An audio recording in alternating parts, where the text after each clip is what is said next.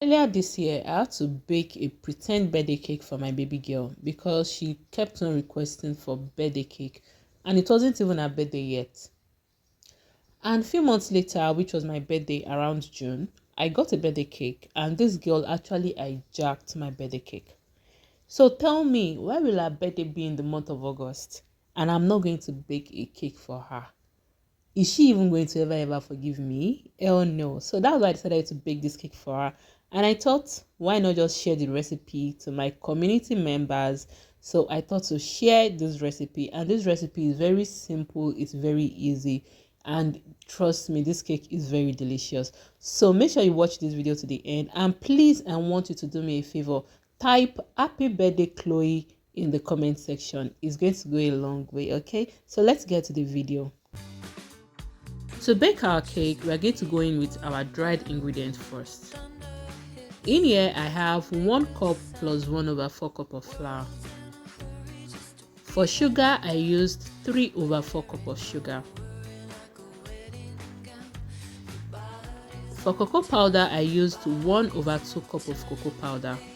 Then I added in about half teaspoon of salt, 1 teaspoon of baking powder, 1 teaspoon of baking soda.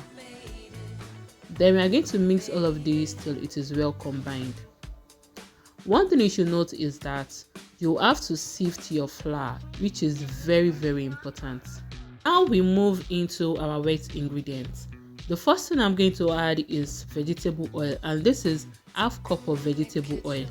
Now, you see this particular mixture is very important. I need 1 cup of milk, but I also want to add in this coffee to give us that chocolatey flavor and taste. So I'll just add in a little bit of water and I'm going to mix it with a little bit of coffee. After which I add in my milk and everything gives us 1 cup. I hope you guys understand that aspect. Then I'm going to pour it into the mixture. If you don't want the coffee, just go in with your 1 cup of milk.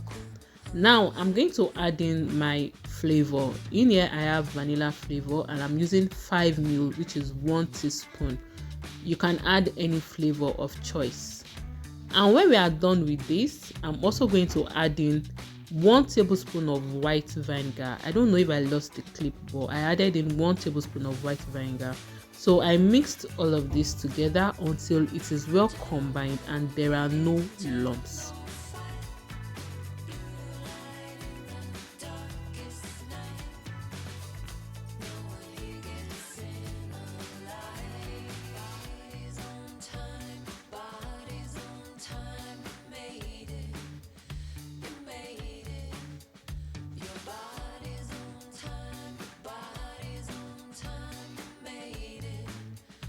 And when we are done mixing, we are going to get our baking pan. You can also make use of your pots or anything that you know you can use to bake, okay?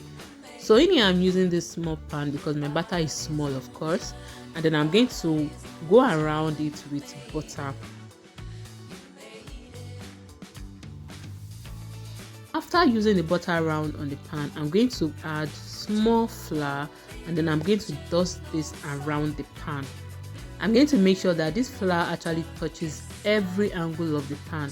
And what's the importance of this is just to make sure that when you are done baking, your cake doesn't actually stick to the pan. So you have no choice, you cannot skip this except if you are using a non-stick pan.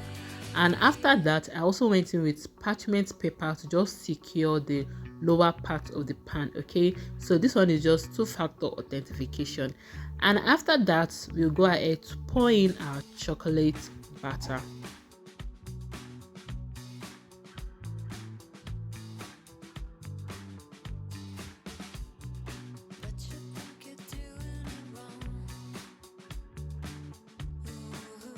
When I'm done pouring the batter, I'm just going to heat it a few times to just make sure that all the bubbles in the mixture actually comes out. All right, so before this time, make sure that you've actually heated your oven. If you are using an oven, preheat your oven for about 10 minutes, and if you're also using a local pot oven like me, just make sure that you also preheat for 10 minutes by putting on the gas, put your oven and then on it for 10 minutes. So now we are going to put our batter into the pot or into our oven, and we're going to cover it and allow it to bake for about some 30 minutes. After 30 minutes, I came to check on my cake, and to know if the cake is ready, I chucked a skewer into the cake, and then you can see that the cake is not yet ready because the skewer is not clean. So I covered it again and allowed it to bake for another 10 minutes. 10 minutes after I came back to check my cake, I took a skewer in. You can see how clean this skewer is, which means that our cake is ready. All right, so that's for you to know when your cake is ready or not. Allow your cake to actually cool down very well before you bring it out, and then we are going to proceed to the next step. So to remove the cake, I'm just going to go in with my knife around the cake just to make sure that everything is well secured. And when I'm done doing that, I'm just going to turn it over and I'm going to get the cake out. If you actually did not go in with the butter and the flour mixture, at this point you would actually have issues with your cake because it will not come out of the pan easily. All right, so that's why you should not mix that step. So you can see our cake is, and our cake is ready.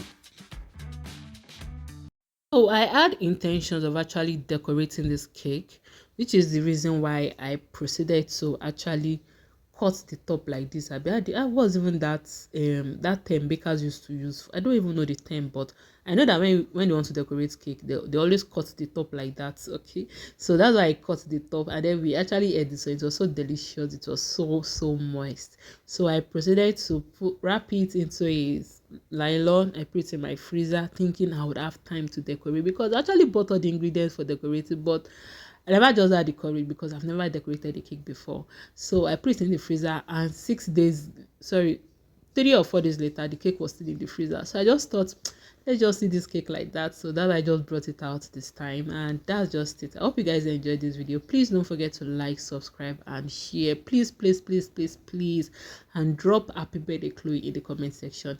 And to my returning subscribers, I want to say thank you so much for coming back. I love you. Mwah.